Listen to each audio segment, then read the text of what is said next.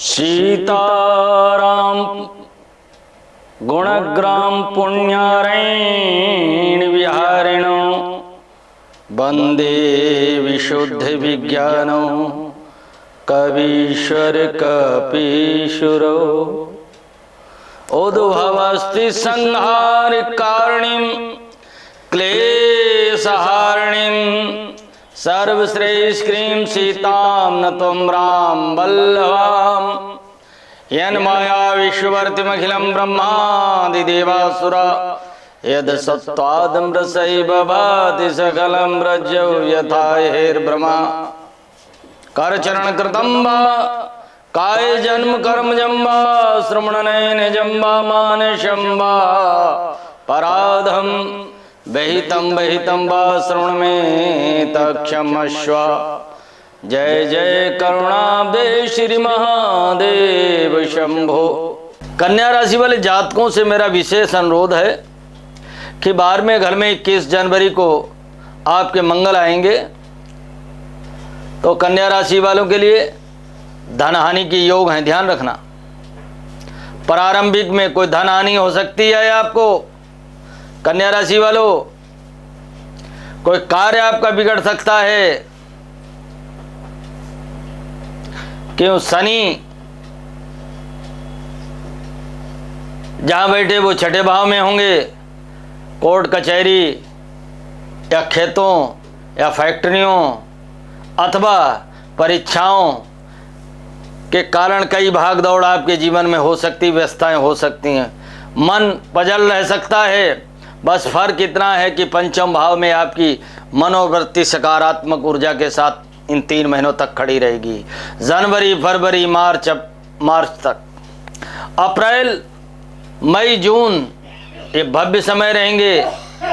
उत्तरार्ध अक्टूबर, नवंबर और दिसंबर, इन महीनों में आप सावधानी बरतिएगा। कुल मिलाकर के आपका 2025 का समय 50-50 रहेगा। 50 आपके पौरुषवाद से, पुरुषार्थवाद से, परिश्रम से, मेहनत से, 50% आपका भाग्य साथ देगा। तो ऐसे में जिन क्षेत्रों को मैंने कैलकुलेशन किया, किसी विवाद में, मुकदमा में नहीं, न्यायालय में नहीं, कि कोई धन हानि होने से जब क्रोध करेंगे तो इन्हीं क्षेत्रों में आपकी धन हानि हो सकती है। धन्यवाद, नमस्कार। कुछ लोग प्रश्न कर देते हैं कि आखिर ये ज्योतिष सही है या गलत, इसे मानना चाहिए कि नहीं। विज्ञान तो कुछ सिद्धांतों के भारतीय ज्योतिष को मानता है, लेकिन किन्हीं सिद्धांतों को नहीं मानता है।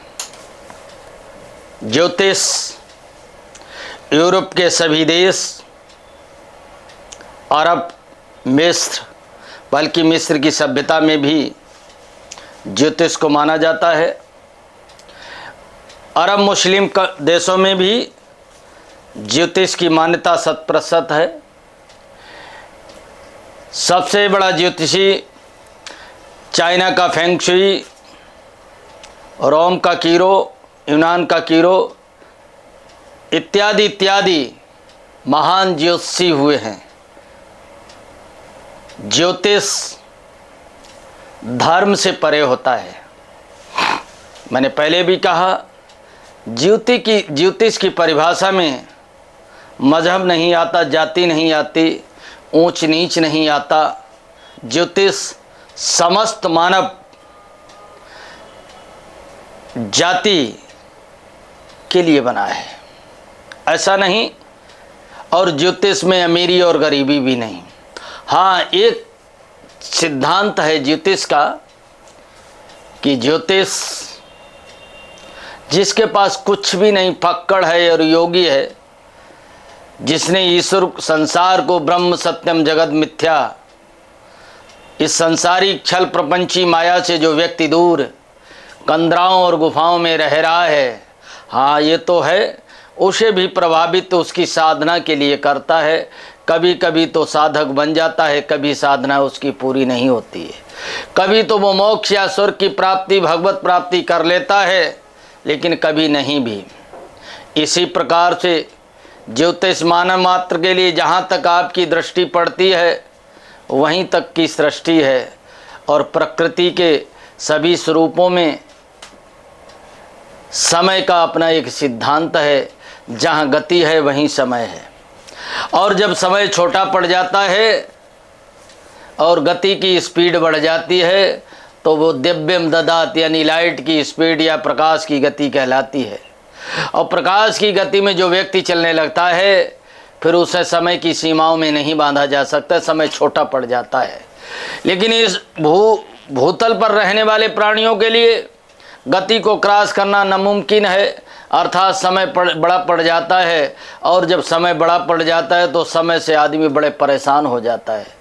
समय एक ऐसा सिद्धांत है जिन जिन पर समय पड़ा, राजा से रंक बना दिया, रंक से राजा बना दिया। तब आवश्यकता मनुष्य ने खोज की ज्योतिष की। ज्योतिष मनुष्य जीवन में जो लोग अपने जीवन में सफलतम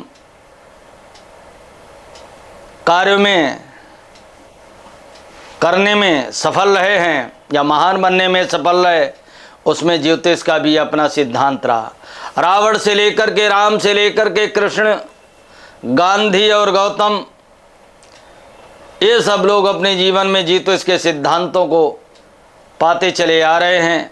आज भी विकसित दुनिया के ये सत्य है कि मनुष्य ने ज्ञान की खोज की, विज्ञान की खोज की, परिश्रम और प्रयास किए, संसाधन जुटाए, विकसित भारत बना, विकसित दुनिया बनी, लेकिन उसमें ज्योतिष का भी अपना एक सिद्धांत है।